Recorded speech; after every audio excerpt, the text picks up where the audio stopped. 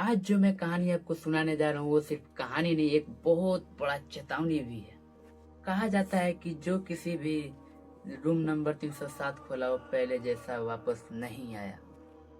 कुछ लोग पागल हो गए तो कुछ लोग अचानक गायब हो गए और कुछ लोग आज भी उस कमरे में फंसे हुए हैं। सबसे डरावनी बात यह है कि 15 साल पहले उसी कमरे में, उसी हॉस्पिटल में एक लड़की का मौत हो गई थी, लेकिन अस्पताल के रिकॉर्ड के मुताबिक उसकी लाश कभी मिल ही नहीं।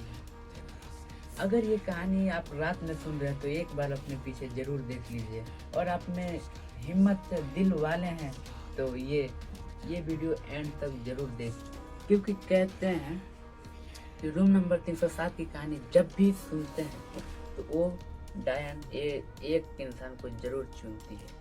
लोग का कहना है, मैं नहीं कह रहा हूँ, लेकिन लोग का कहना है कि एक बार इस और अगर आपको लगे कि मेरे कमरे का दरवाजा अपने आप हिल रहा है तो उसे खोलने का गलती बिल्कुल मत करना, क्योंकि शायद बाहर कोई खड़ा इंसान नहीं हो सकता है।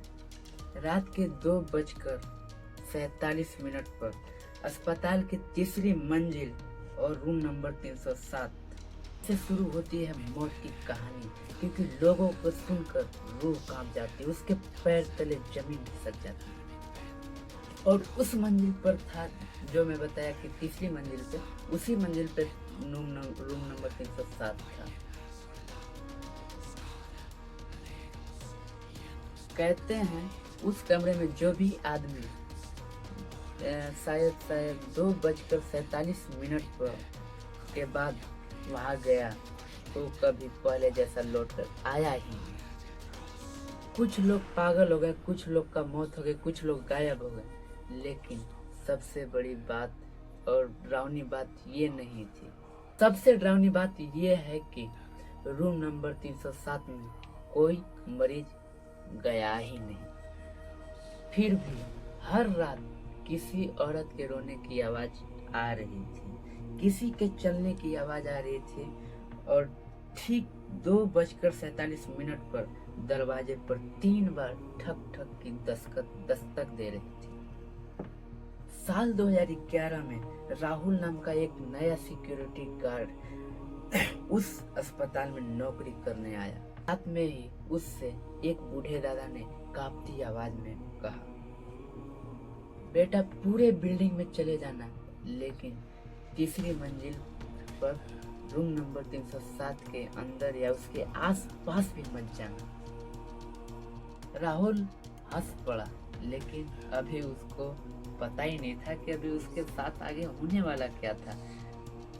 राहुल तो हंस के बोला कि दादा मैं ये भूत प्रेत कभी देखा ही नहीं, लेकिन आज मैं देख लूंगा। लेकिन राहुल को ये नहीं पता था कि आज उसके साथ एक बहुत बड़ा घटना घटने वाली। ये कहकर अपने टॉर्च उठाया और चाबी ली और तीसरे मंजिल रूम नंबर 307 के अंदर चला गया। जैसे ही गया वहाँ ठंडी हवा, दीवारों पे वैसे नहीं रहता जो नाखून से लिखा हुआ, ये नाखून से शायद ये लिखा था कि चले जाओ यहाँ से, नहीं तो आज रात में तुम्हारा एक बहुत बड़ी घटना होने वाली है। लेकिन वो राहुल ने समझा ये किसी बच्चे का शरारत है। वो मजाक में लेकर फिर से वो बहुत ही गहरी नींद में सो गया। लेकिन 3:02 पर उसको एक बहुत ही लंबी सी काली सी चेहरा में पूरे आंख, पूरे उसका उजला चेहरा काला और बाल भी काला और ड्रेस भी सफेद पहनकर जैसे ही आता है उसके रोंगटे खड़े हो गए।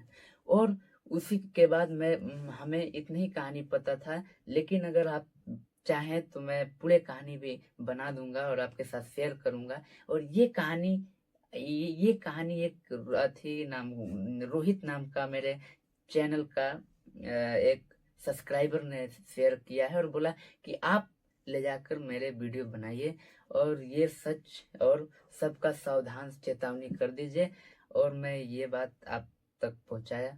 थैंक यू वेरी मच, और प्लीज लाइक और एक सब्सक्राइब जरूर कर लेना।